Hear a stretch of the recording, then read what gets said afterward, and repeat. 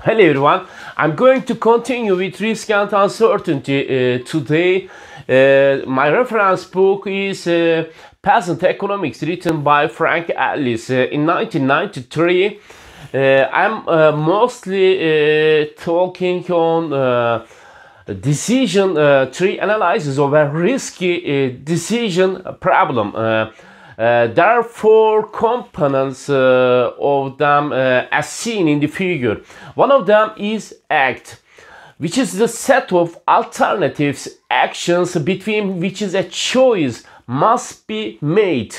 Act A1 or Act A2, etc.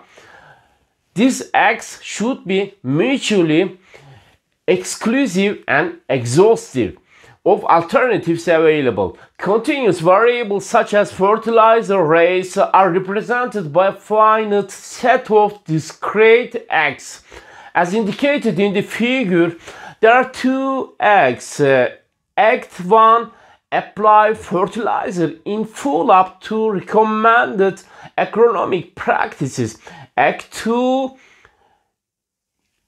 which is B, apply a token amount of fertilizer.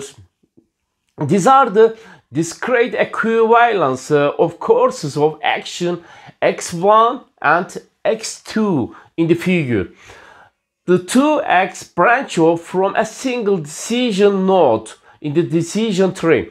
The second component is states. There are the uncertain events or states of nature which may occur and influence the outcome of whatever decision is taken. States S1, state S2, etc. are mutually exclusive and exhaustive of range of events which can occur. Some states variables are continuous, like rainfall, but in decision tree these are given a discrete representation, like good, average, or bad. Poor means. As shown in figure, there are two states. State A shows good weather, state B shows bad weather. The states may occur with either act, and hence they are duplicated from chance node, a circle symbol of each act. They are the same as the states underlying TVP1 and TVP2, as shown in the figure previously. The third one, probabilities. These are the degrees of belief held by decision makers about the likelihood of each state occurring. They are subjective probabilities, P1, P2, etc. The probability of each state must be between 0 and 1. The probability of at least one of the states occurring must be 1. For example, the sum of the probabilities for all states must equal 1. As indicated in the figure, the probabilities P1 and P2 are 0.60 and 0.40, corresponding to states S1 and S2 respectively. The third one, outcomes. The decision between two and more choices or acts leads to specific outcomes or payoffs, the level of which depend on which of uncertain states occur. The outcomes for practical purposes should be specified as next money payoffs, otherwise they cannot be compared. In figure, these payoffs are shown down the right hand side of the decision tree. Act A1, showing plenty fertilizer, has the two possible payoffs of a profit of $2,000 in the event of good weather, or a loss of $375 in the event of bad weather. Act 2A2 token fertilizer has the two possible payoffs of $1,300 in the event of good weather, or a profit of $300 in the event of bad weather. These payoffs correspond respectively to the gaps A, B, B, J, C, E, and D, E in the figure as shown here. Choice criterion. The criterion for choosing between X is the maximization of expected utility. As we have seen, this is the sum of utilities associated with each payoffs weighted by the subjective probability of their occurrence. This criterion means choosing the act which meets personal preferences about payoffs, while at the same time taking account of personal perceptions of the risk involved. As a solution procedure, the solution method for a decision tree problem begins from the right hand side and works backward towards the decision node. It consists of A. Calculating the EVM of the outcomes of each chance node. In this example, the EVM are $1,050 for chance node A and $900 for chance node B. The second one, eliciting from the farmer the certainty equivalent net income which correspond to risky outcomes of each act. In this example, the farmer has a risk-averse CE for all of $850 and risk-neutral for A2 of $900. The third one, rejecting the alternative which has the lower certainty equivalent. In this example, Act A1 is eliminated and the farmer would maximize utility by choosing Act A2. This exercise shows how the outcome of risk-averse decision-making is different to profit maximization.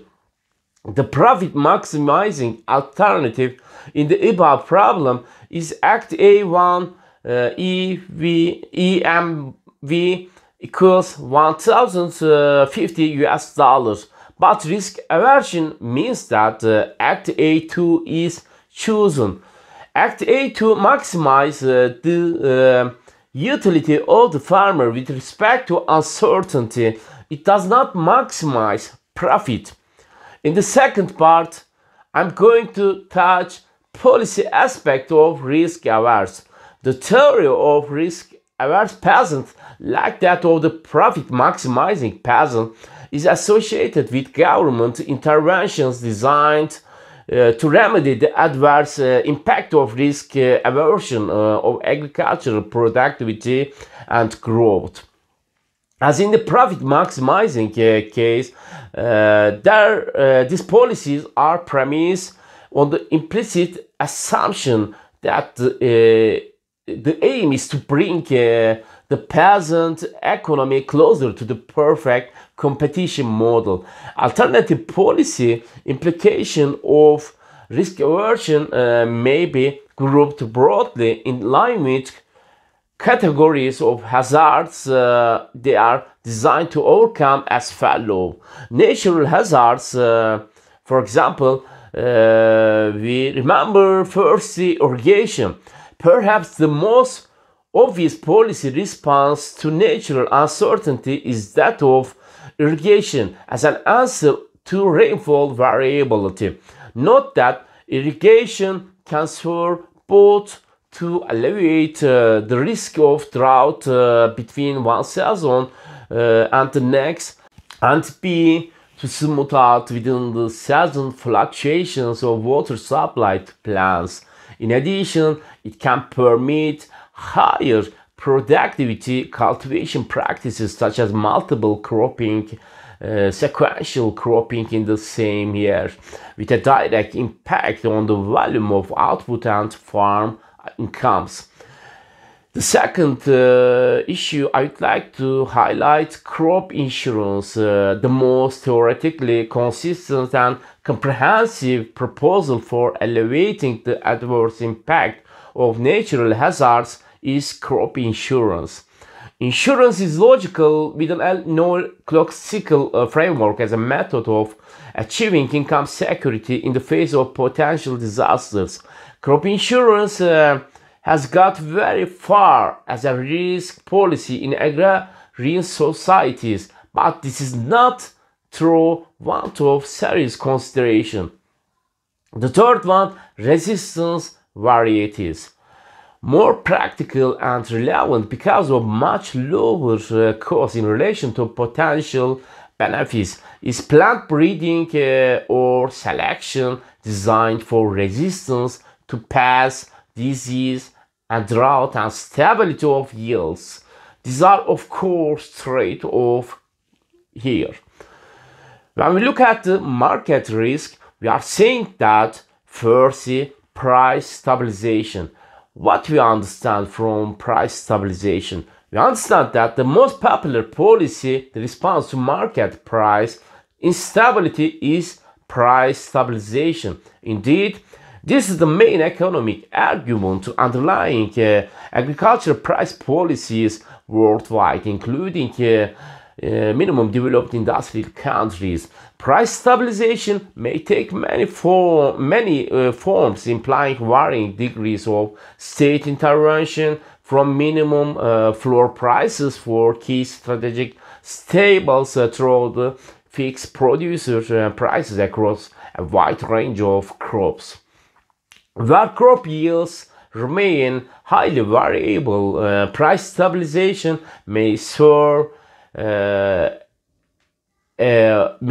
to exacerbate rather than reduce income variance. The second thing I would like to state is information. Where risk aversion is attributed to inadequate information about prices, about input use, about new seeds, etc., then information provision is considered a useful component of risk policy. Diffusion of information to peasants can take many forms: extension work, training and visit programs, the radio, book, leaflets, farm education in schools, and so on. And the last one I would like to mention is credit provision.